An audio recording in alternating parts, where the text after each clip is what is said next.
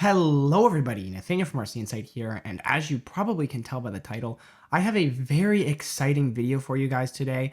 In this video, I'm going to be interviewing Kyle Vandeveer, the creator and founder of Intrism. Now, this is a video that I actually recorded at the end of December with Kyle, and unfortunately, life happened, stuff happened. I didn't upload really for the last couple months, and so this is coming out just about a little over 4 months after I initially recorded it. But I'm still really, really excited to share it with you guys nonetheless. Kyle talks about some upcoming projects in the interview. One of them I've already had the chance to get my hands on now. And I can say it's definitely super interesting, and I can't wait for it to become widely available and for you all to be able to see it. I don't want to waste any more time with this little intro, though. There will be timestamps down in the description so you can sort of skim through the questions. And yeah, with that said, I really hope you guys enjoy this interview. It was a lot of fun to do. I really wish I would have been able to get it out sooner, but I hope you enjoy nonetheless. Hello, everybody. Nathaniel from RC Insight here, and today I have a really special video for you guys. I am really, really thrilled to welcome Kyle Vandeveer here to talk about basically anything and everything Intrism. So, yeah, Kyle, thanks so much for being here. Thanks for having me. Um, I guess just to get us started off, want to just maybe tell us a little bit about yourself, sort of your story, and I don't know, anything you might find interesting. Yeah. So Intrism kind of started as a passion project in high school after reading an article in Make magazine about the Perplexus. I just thought it was a really fascinating concept. So I emailed Michael McGinnis, the inventor, who was listed in the article, and he put his email. So I emailed him and just let him know that I thought it was pretty cool and I wanted to try to make my own. So kind of fast forward through communicating with him, and he'd give me tips and stuff like that. I made a paper one and then a cardboard one. And then I started learning CAD in high school, um, all to basically just make one of what became Intrism Pro. But as I got further and further along, and then went to college for mechanical engineering, that's when I realized I should probably figure out how to make this into an actual product so more people can enjoy it than just me. So that's kind of when I started thinking of it from a business perspective. Um, so yeah, I went to school for mechanical engineering at Ohio State, and then right after graduating, I worked for Tesla for a couple years as an engineer, and Intrism was still very much a hobby. I was selling a couple per month. It wasn't, a huge time commitment.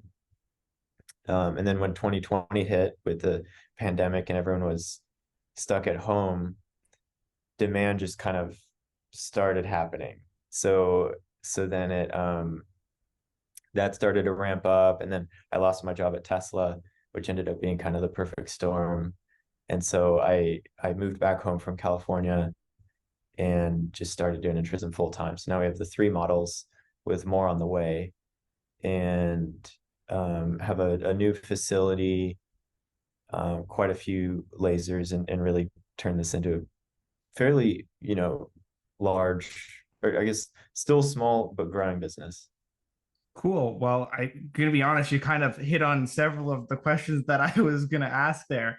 Um, so like I was gonna say, hey, like what was it that kind of prompted you to do this full time? But you kind of touched on that a little bit, but I mean, I kind of love to know, like, obviously, even if you lost your job at Tesla, it's still a big jump to go from like being an engineer at Tesla to like, okay, I'm gonna turn like my hobby into like a full-time like business now. So like what was that transition sort of like? That was pretty scary for a little while. So it was like early August 2020, I lost my job, and Intrism was still not at the point where I could sustain even an income for myself, let alone other people. Um, I think at the time we were doing like a few sales a week, and that just is not enough to have a location and all this stuff. But um, I kind of had to take a step back and be like, do I want to apply for another job somewhere, or do I want to see if I can make something of this? And so I of course decided on going all in on Intrism, and it was a hard couple months. And so amidst moving, I basically moved back in November, and right away Q4 started and was just hit with a ton of demand. Um, like while I was basically half moving and then half just like putting in a ton of hours at our new location. We got a new location at the time, and then just trying to get all the orders out and um, ramp up and make the best decisions to kind of set it up for scaling in the next years after that. And then, so you guys So also, if I remember correctly, you had a pretty big setback at the end of last year, I believe, or it might have been the year before, because I yeah, had gone to order and it was like, hey, like we're really sorry, we can't ship out your order because there had been a fire at your yeah, facility. Um, so want to talk a little bit about that? yeah. So there was a fire at the facility, the same one we moved into in 2020. So December of last year, there was a fire there. And so unfortunately that led to the total loss of the entire building. Um, so now we rebuilt at a new location in Worthington, not too far. It's still kind of in Greater Columbus area. So we still have all the same employees, and which was great. Everyone stayed with us, and the new location has been great. So a lot of opportunity to start fresh and rethink a lot of the way we do things. So we went with a different brand of laser. We changed up the process. We analyzed like what we no longer need to do, what we should add, what we should tweak, things like that, made the products better and made making them easier. So yeah, it was kind of a fresh start. It was definitely a really hard time to go through. But we've been trying to make the most of it. So this past year, we've rebuilt everything, and we're actually able to make 1.5 times the the volume now compared to before the fire happened last year.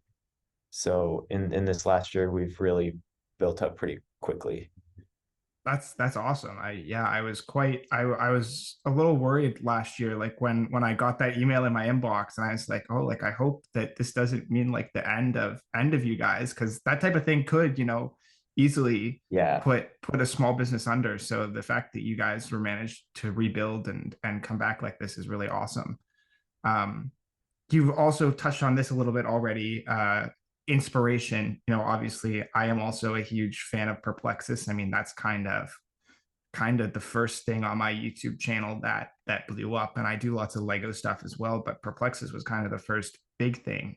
I think I got my first Perplexus. It was the original back in 2007 or 2008, Mhm. somewhere around there, and just like being like blown away by how cool it was, and always looking for more like it. And so when I stumbled across the Intrism a few years ago, I was like, oh, this is like so cool. It's like Perplexus in many ways, but also like has its very own unique sort of spin on the idea of a Marvel Maze game. And for me as a Perplexus fan, I obviously couldn't escape like the idea that it was inspired by Perplexus. And you've now said that it was, but I guess what was that sort of process like? I guess both with you sort of picking up Perplexus when you were younger, and then sort of conversing with Michael and kind of taking it and making it into something of your own. Yeah, it was really it was pretty cool that the whole process there since emailing him, and that just the fact that he responded was really cool. But then after that, just how supportive he was just really nice that he was willing allow me to kind of pursue my own creative ideas with it. And he not only supported it, but he would give me tips and tricks and things that worked for him in designing it, like using a 3D mouse and things like that as I was learning CAD. So, yeah, he's just a super supportive person, and that's really helped along the way. And then I try to make sure there's like enough different about it. So, I mean, some people comment and they're like, "Oh, this is just like a knockoff Perplexus," but to me, it's like far from that. I'm trying to create a new concept. I mean, there's always the similarity of you have a marble on a track that can fall off, but both aesthetically, in terms of the way the maze is designed, and then of course the fact that you build it, and then difference in materials, difference in shape, ours being a cube. I try to keep everything as different as possible and our own unique spin on it. And then we don't only want to do that concept. Our whole thing is laser cut wood and acrylic. So with like Intrism level 1, where you can't fall off, that is the first departure from the Perplexus-esque maze. So we're going to pursue that concept further. I think that kind of hits a certain target audience that appreciates the almost like the frustrating aspect of falling off. That's kind of removed. You can set it down and come back to it. So we can pursue that track separately as our original two. And I don't want to comment too much on like what's coming, but we're going to be filling in a lot of gaps and expanding a lot of the product lines. So um, yeah, that's kind of our take on that, and how it started with that inspiration and us kind of giving our own spin on that and trying to make it our own. Yeah, well, and I can definitely tell you because as a big Perplexus fan, I have played like genuine like Perplexus knockoffs, and Intrism Yeah, is sure. nowhere close to that. I mean, like that, and there are some like honestly pretty good like Perplexus knockoffs where I don't even want to necessarily call them a knockoff because like clearly there was a designer who put time and effort into making their like own design, but it's Perplexus. And to me, Intrism is not. Like you're right. It's that same concept at its core, but it's very different. And even just the fact that you get to assemble the Intrism, I think, is so much as someone who's a Lego builder and also did some sort of balsa wood like planes and stuff when I was younger. Yeah, the Intrism like in that end is just so much fun and so cool because I think it gives me a little bit of nostalgia for like building wooden structures, and then you get the play aspect of it too, which is super neat and definitely differentiates it. And as a display piece, I got to say, like they're awesome too. Like I love my Perplexuses, but I would display my Intrism 10 times out of 10 more than I would the Perplexus because there's just something about them that looks so cool. Yeah. Cool. Yeah. Yeah, we But definitely care about how they look. So yeah, we and bring, it shows like, and I think there's just something classy about wood. Like if we're being honest, there's just something like the Intrism level 1 Ghost, which I have, is super cool, and I actually really like the idea of an all transparent maze. Like it's a really unique concept, uh, but comparing it to like how it displays compared to the wood, like to me, like the wood just can go in so many places in so many rooms and fit right in. And yeah. and I think I even remember like seeing on your website at one point that you wanted like Intrism to sort of like be something that could be a conversation starter. Or I could be pulling that out of nowhere. I don't know. I feel like I saw that. But it I think definitely we can have that be. somewhere. Yeah. Yeah, it definitely can be. Like if you have it sort of on display somewhere, like it looks really good. It fits right in, but people I feel like ask about it too. So it's you've really done a good job at kind of getting that balance. Yeah. Now, you said you didn't want to tip your hand too much about what's coming, but of course I have to ask. So maybe I'll direct the question a little bit. I mean, you've gotten smaller with every Intrism you've done so far. You started with the Pro, then you went to the Mini, now you've gone to the level 1. Um, can you see yourself revisiting a larger scale Intrism like the Pro, especially now that you said you've got like your new sort of laser cutting system, like the assembly process has really been smoothed out. Can you see yourself going back to a bigger design? Yeah, it's interesting you say that. I guess before I comment too much, what what's something you would like to see? Well, so that's a good question.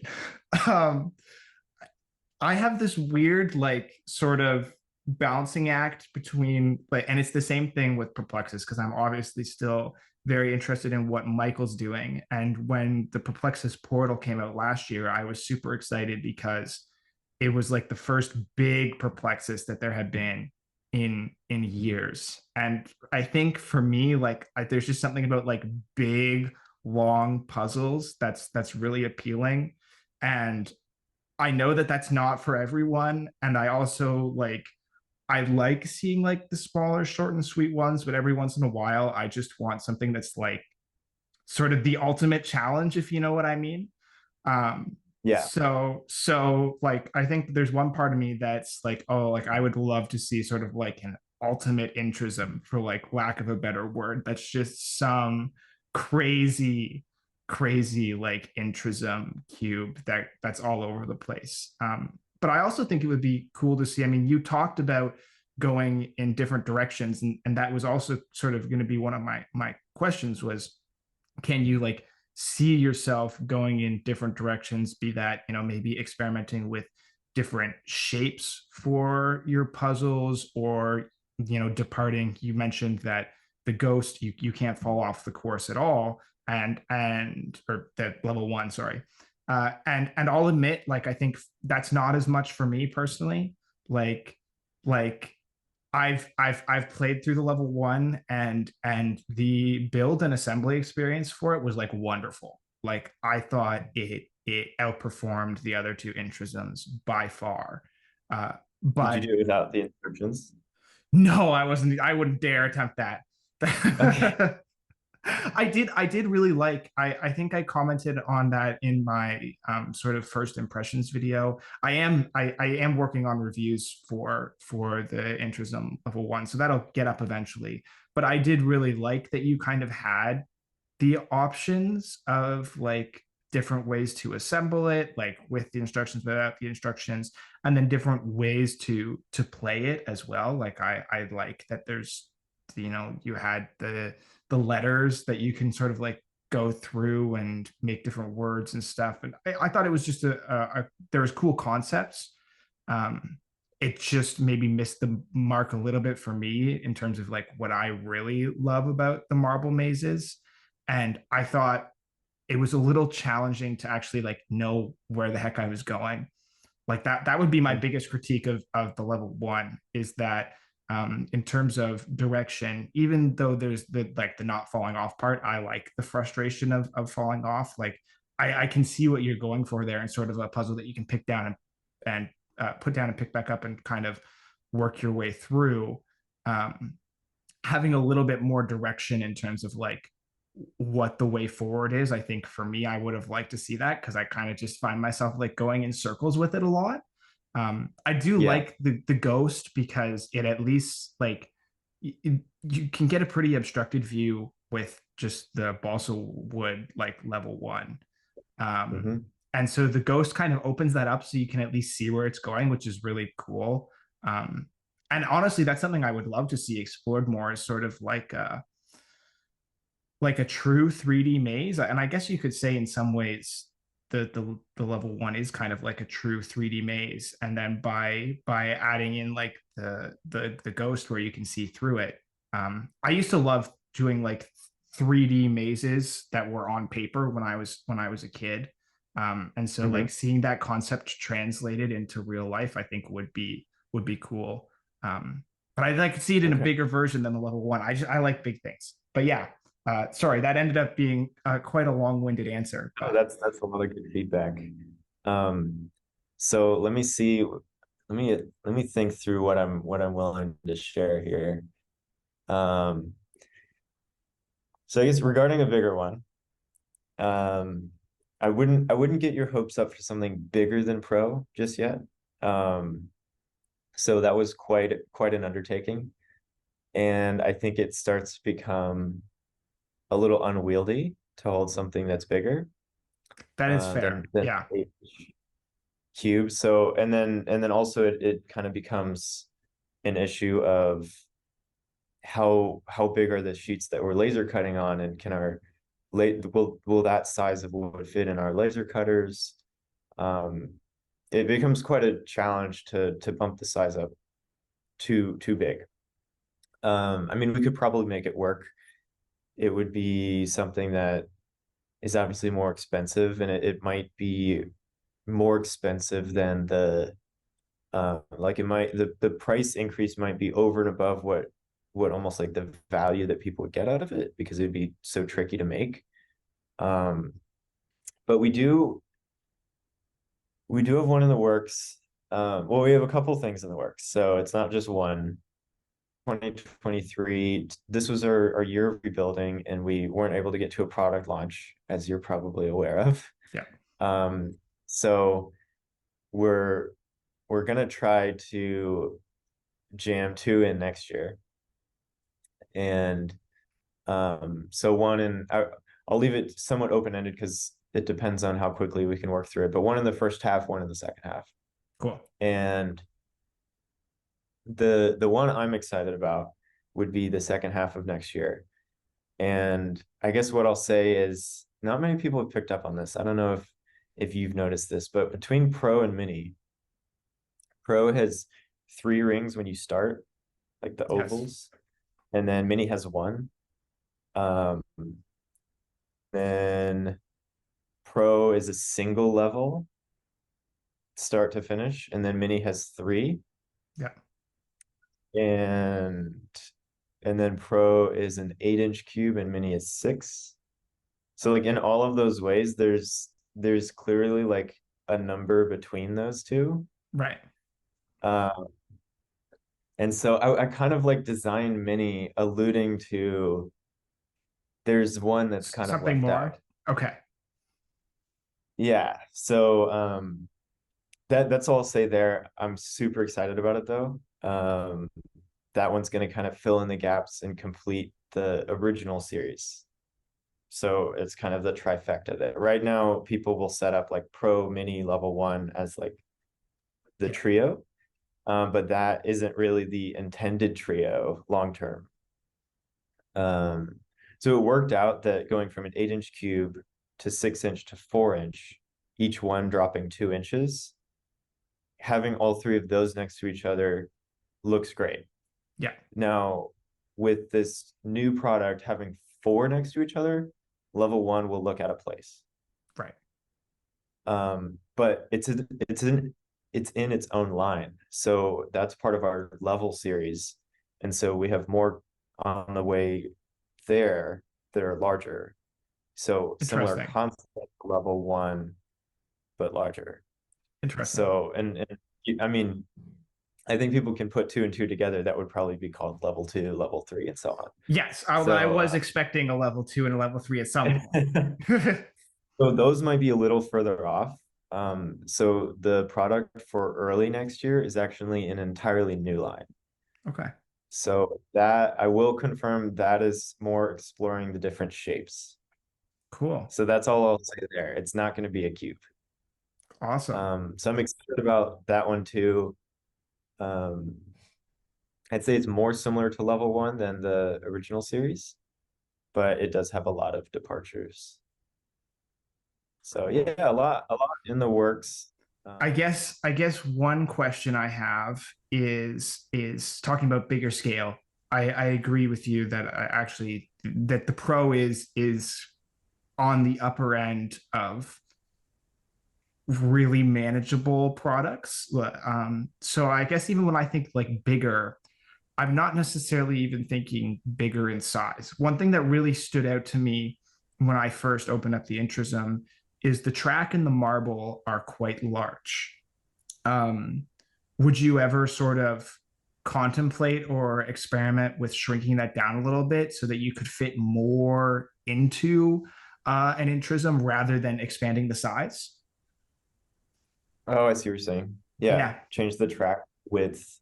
Um, yeah, smaller marble. I was just curious. Like, is it something that's even crossed your mind, or? It has, um, in a somewhat of a unique,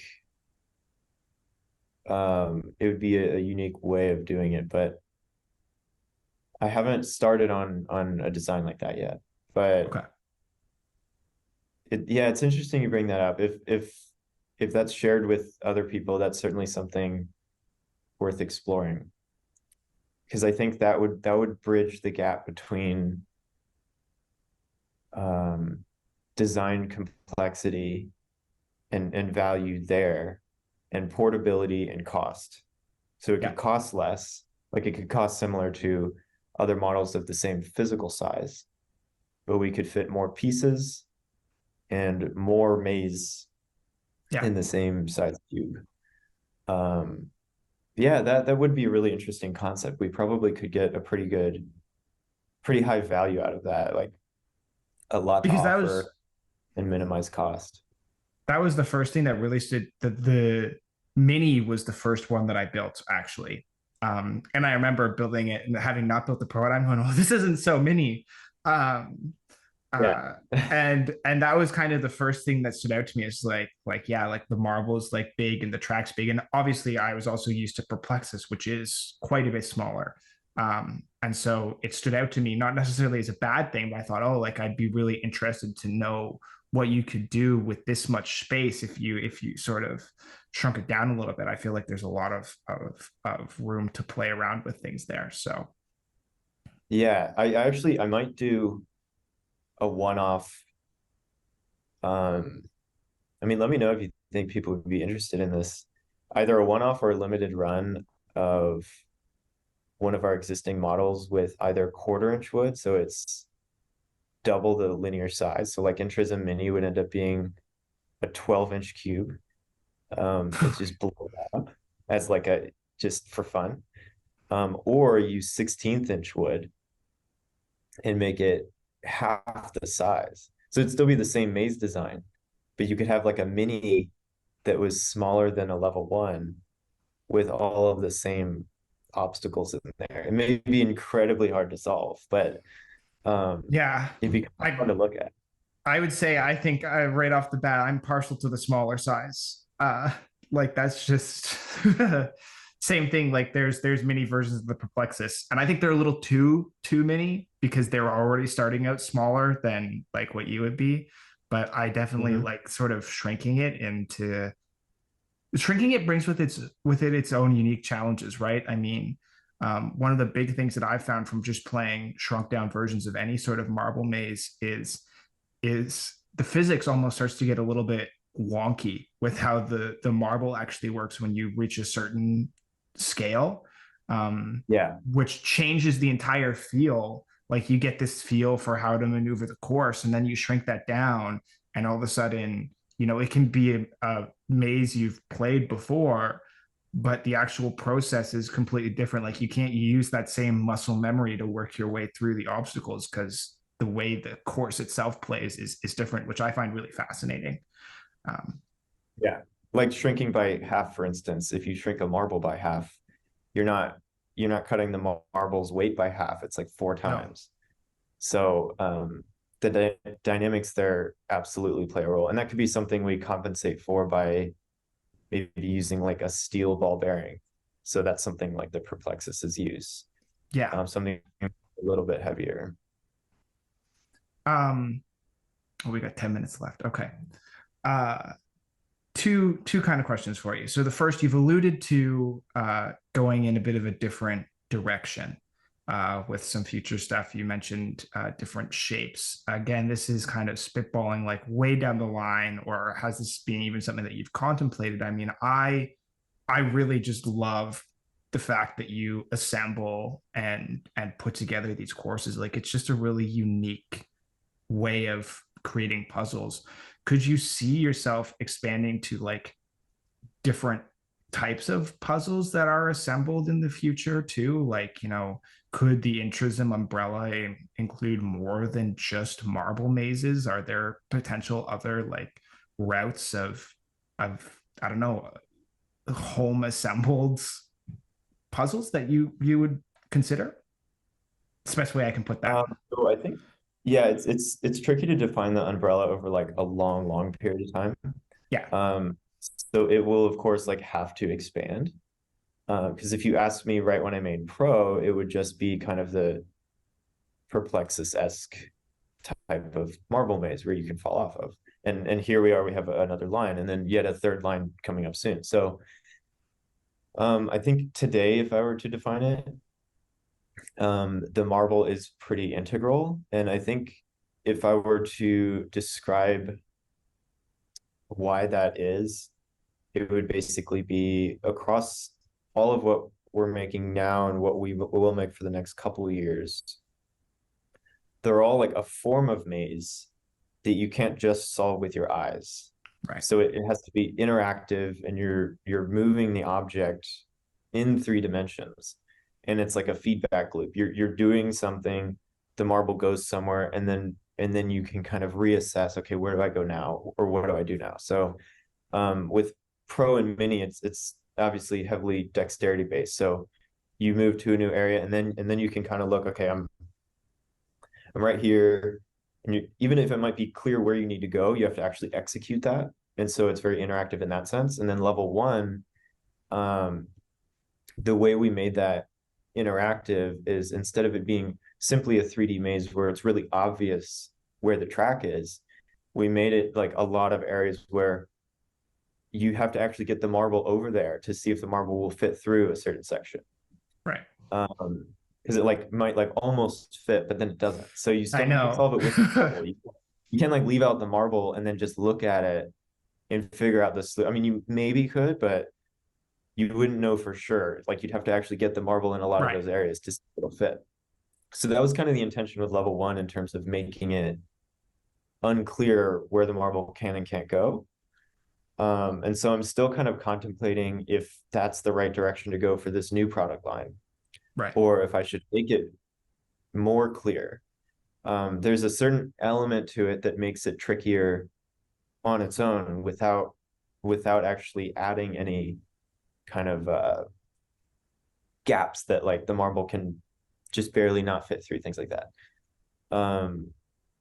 But I'll wait for the reveal to kind of Awesome. show all of that. But that's kind of the umbrella that I would see. I think it's really cool to use the marble as like the um the item that's like allowing you to figure out the solution. Like you're almost like working together with the marble, and the marble is your feedback loop. You're looking where it is and where it just went, and then assessing where you can go from there. So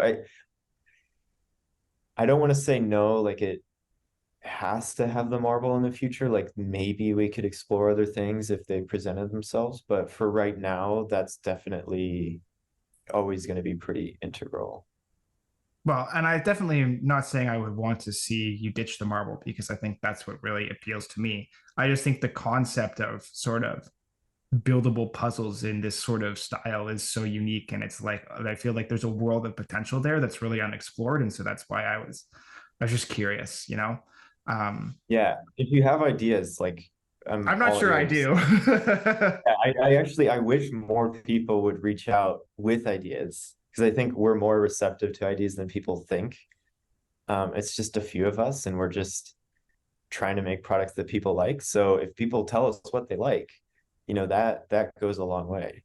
Well, so I can tell you something because I think this is something that I've been looking for since day one when I picked up Perplexus, and I think especially the mini does a little bit of it. And if you're kind of going around down the route of like more maze like rather than because the perplexuses really aren't mazes, right? I mean, in the truest sense, it's an obstacle course, not a maze. Right, no And dead I ends. Yeah. think the level one is more of kind of straddles like the boundary between just like a puzzle and a maze. I would love to see something that's like an actual maze. where there are like lots of dead ends. You could go down a path that's got, you get through 5 super hard obstacles and then you're like, oh shoot, like I have nowhere to go. So like kind of mixing that, still Intrism Pro, Intrism Mini, like you have to navigate the course, you can fall off, get around obstacles, but like there's only one right path and there's a lot of wrong paths. That's something that I've wanted to see for years, and no one's done it yet. And to me, that would be super cool. But Okay. And when you say that, are you saying that in the kind of the in a, for our products like the original series way where you can fall off, or in more level series way where like level one, say if it had more dead ends? I would say in the original series way where you can fall off, or I mean, even like the idea of maybe not falling off, but having like looping track, because I feel like you can visually follow the track, right? And so maybe you follow and you go, oh, that's a dead end. But if you sort of like loop track or that type of thing, where you go like around 3, 4 obstacles, and then you find yourself back at square one, and go, okay, that's not the way forward. Like to me, that's a concept that would be a lot of fun to explore. I'm still waiting for someone to do that. Okay, I think without confirming everything that you just said, you have a lot that you can look forward to very soon. We've Sweet. we've been exploring a lot of those concepts, and we actually have like on the other side of this room a physical prototype of that kind of exudes almost everything that you said. That So that I would it's coming love to see that prototype in a non-interview setting. yeah, that'll be what we do the focus group on. So you'll see it here pretty soon. Cool. Well, probably best to wrap this up. I love the board behind you. I'm assuming Oh that yeah, those or are a whole bunch of different ideas for track obstacles and like assembly and so surprisingly, a lot of people wouldn't guess this, but it's it's in a lot of ways harder to physically manufacture something than to design it in the first place. So like the hard part doesn't end when I'm done with the design. Like we're constantly working on engineering projects for our production facility here. And that's another thing like people don't understand. Like we make all of these ourselves. yeah, We're totally vertically integrated and we're like 7 of us. So it's a very non-traditional business structure. We're not just like ordering this stuff from overseas. So sometime maybe we can do this again. I can we can do like a virtual tour of the space and I can go through like how we make them all. And you can like ask questions in real time. Um, but yeah, so all of this is the manufacturing side of it, not even just actually, I don't think any of it is product design. So it's a huge uphill battle to try to make a physical product, but that's the part I really like. And that's been really rewarding to try to make a product efficiently and sell it profitably. yeah. Um, and quite the challenge to do that, but also rewarding. So yeah, Well, awesome. Thank you so much for doing this. I think this went great. So I'm really looking forward to seeing how this all comes together and what the final video looks like. But yeah, thank you so much for coming on here and doing this. I'm thrilled to have had the chance to chat with you and get some insight, especially into what's coming soon. I am definitely excited about what to expect from you guys in 2024. So you can count on the fact that I will be, getting those stuff. Maybe not day one, but pretty early when I see a new product launch, I'll be on that. So cool. Sounds good. Yeah, it's awesome. good Well, talking to you. All thank you so much, Kyle. Awesome. Thanks, man. right. Yep. See ya. Bye. All right, and that is the interview. A little bit of an abrupt ending there just because we kind of ran out of time on our Zoom call. But it was super great to talk to Kyle. I had an absolute blast setting this interview up. Hopefully you guys enjoyed it, enjoyed the conversation, and enjoyed the questions. There's definitely stuff that I would do differently. This is the first time I've done an interview, so if I set up stuff, subsequent interviews in the future, definitely things that I'll do differently. It's a learning experience, but I still think it went pretty well, and I'm quite happy with how it turned out. I'm also really excited about the products that Intrism has coming down the line. Like I mentioned at the start, I've already had the chance to get my hands on one of them, sent out early, sort of as like a beta test. And while it's not my favorite Intrism, I still think it was really cool and really unique, and I like what they're doing. And I could see it being a puzzle that sells really, really well. I can't say anything more than that. I think Kyle probably said more in the interview, but yeah, it was pretty great to get my hands on that, and great to be able to talk to him. Hopefully we can set up something again in the future. That is the interview though, so I really hope you guys enjoyed it. If you liked it, please leave a like. It's a great way for you to show your support. Comment to let me know what you thought about the interview, your thoughts on Intrism, what you would maybe like to see me do differently if I were to do interviews in the future, all that sort of stuff. Any feedback or just general thoughts on Intrism would be much appreciated. So comment down below and subscribe for more videos like this. You know, my channel is the place for basically anything Marble Maze related. So if that interests you, subscribe so you don't miss those videos when they come out. With all that said, I'm just going to leave this one here. Thank you so much for watching this interview, guys. I had a lot of fun with it, so I hope you enjoyed it as well. Thank you so much for watching, and I will see you all in the next one.